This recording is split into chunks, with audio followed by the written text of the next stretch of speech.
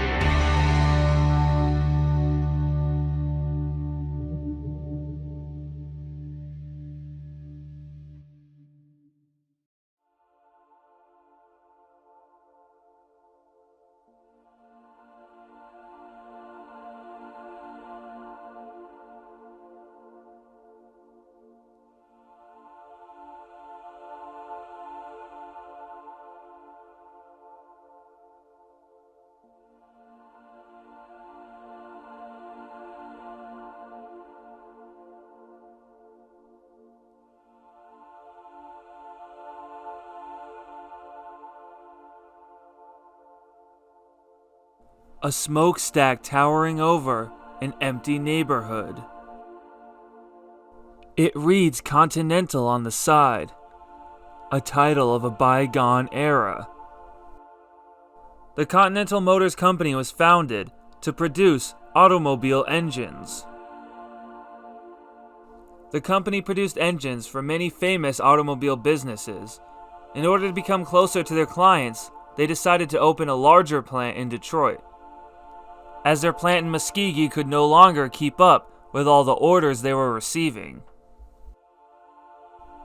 This new plant would be designed by the famous architect Albert Kahn, and construction would begin in 1911.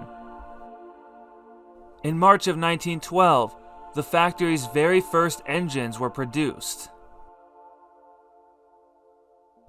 In the year 1920, somebody would steal thousands of dollars in employee paychecks from a small shed that served as the pay office for the construction company working on additions to the factory. Although this caused a minor setback, construction would continue, and more additions to the factory would be made throughout the 1920s. In 1929, the company began to produce aircraft engines alongside automobile engines. In the early 1930s, they even attempted to make their own automobile. However, they found it hard to compete with many of the local automobile companies. In the 1940s, everything would change for the company. As was typical for the time, Continental Motors would change their factory and their business model to begin producing engines for tanks and aircraft in order to support the war effort. The factory was retrofitted in order to make these larger engines. By 1943, over 8,000 people were working at Continental Motors, producing vital materials for the war. In 1943, the company had planned to keep the factory open for Christmas. However, the workers had a very different idea. On December 25th, Christmas Day, almost 6,000 workers would show up to their shift intoxicated.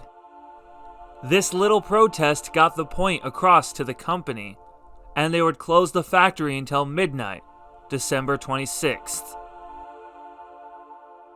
As the war drew to a close, Continental Motors looked forward to its brand new business plan. They would sign a contract with Kaiser Frazer and agree to produce cars for their company. In 1947, Kaiser Frazer, abbreviated as KF, would officially make the Continental Motors Jefferson plant its engine division. By August of that year, it employed 1,200 people and produced about 12,000 engines a month. By 1948, the plant would begin to decline, but the story of Continental Motors doesn't end there.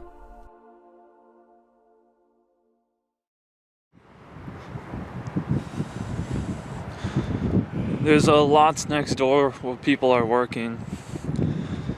So you're probably gonna hear a bunch of truck noises. Due to the weather, there's probably not gonna be any drone footage today, unfortunately. Wow, incredible. I believe this was the generator room.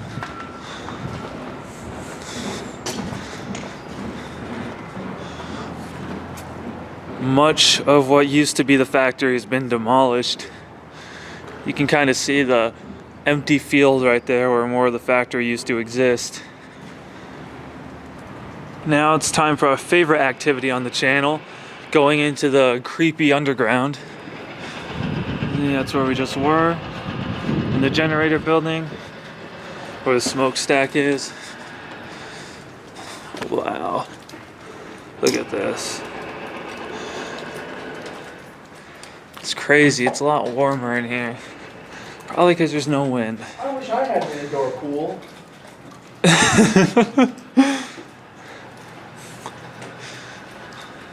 We're gonna head back up top, but look at this. Incredible. Gonna head over into the big building now. Spooky. Found stairs. Oh, there are stairs.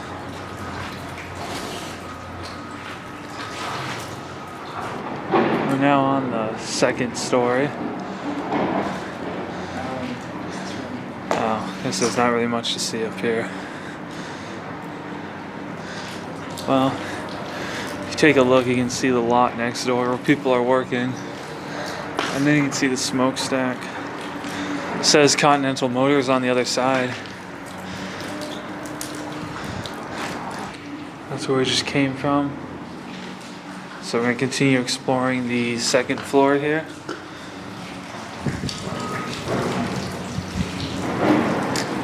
These are old hand wash basins.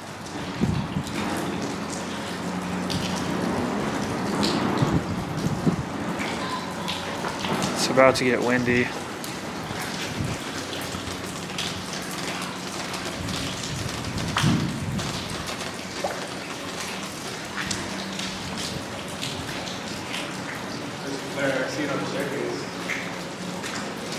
Oh yeah.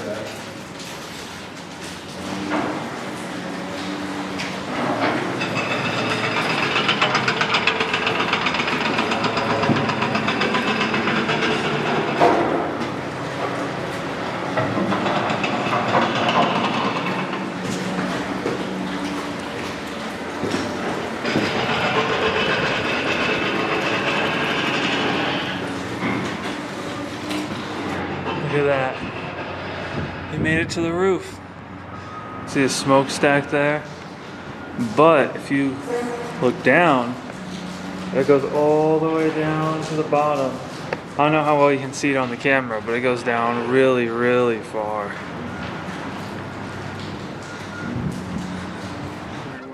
They're like taped off, so I don't know. There's a smokestack. You can see those abandoned houses that are across the road right down there. Wow. It's just amazing, isn't it? Such a cool place. You ready to head back down? Such a cool place.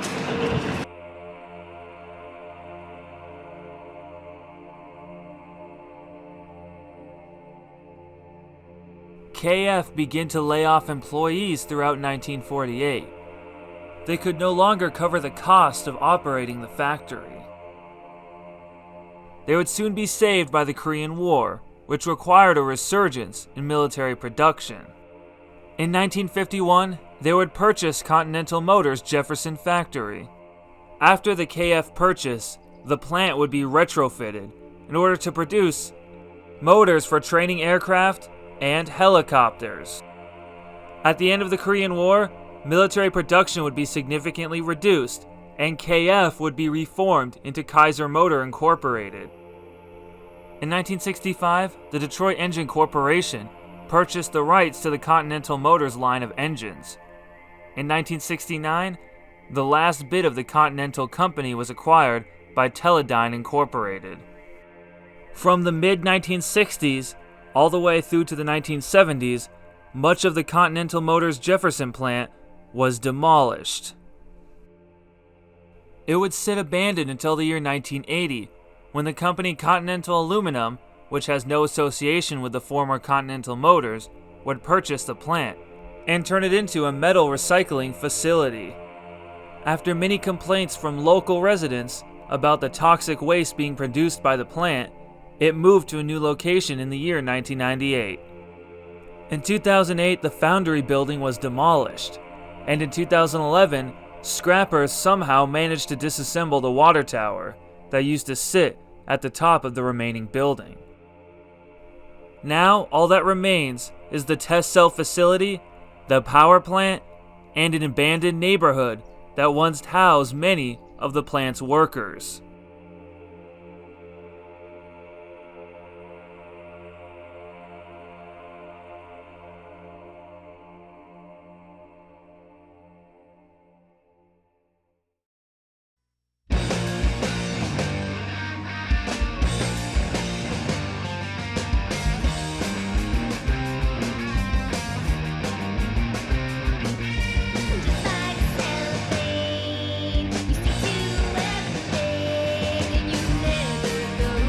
Continental Motors is just another remnant of Detroit's auto industry. It made a huge impact on not only the world, but the city of Detroit, and it will never be forgotten.